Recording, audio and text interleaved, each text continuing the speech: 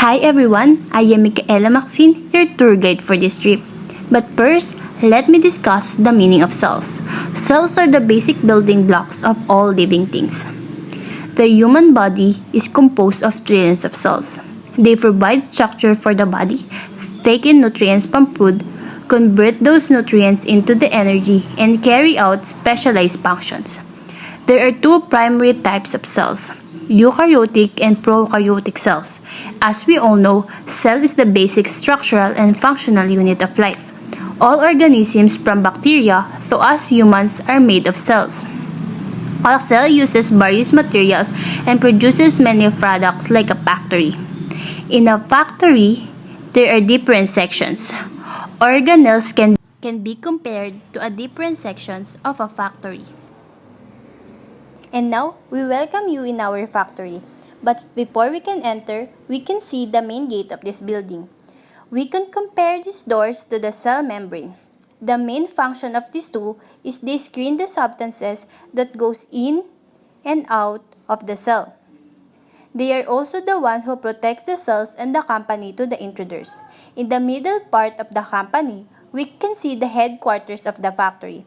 We can compare this to the nucleus, where managers will give tiny instructions for the smooth running of the factory. It is separated from the rest of the factory, especially working area. Inside cell, nucleus is the instruction center where instruction for the synthesis of products or proteins is coded. It is protected by a nuclear membrane. If you look in this part, you can see the chloroplast, present only in plant cell, where food is produced just like kitchen or food production center in the factory. The process is called photosynthesis. At the back side, we can see the main electric station of the factory or the mitochondria.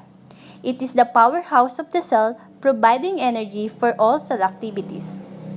In a factory, it is the main electric situation in the factory where energy or electric current is supplied to different stations in the factory for day-to-day activities. This part is the production site or the endoplasmic reticulum.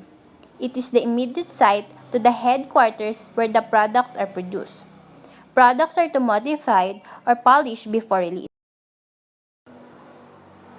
RER has ribosomes or workers on the surface responsible for protein synthesis or the products.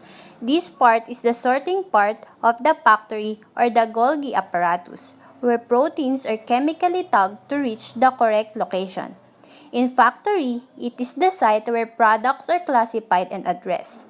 And this part is the vesicles proteins are transported to the correct destinations by vesicles. Packaging and transportation of products to the exit site. And that's it for our tour today. Thank you for joining and see you to the next one.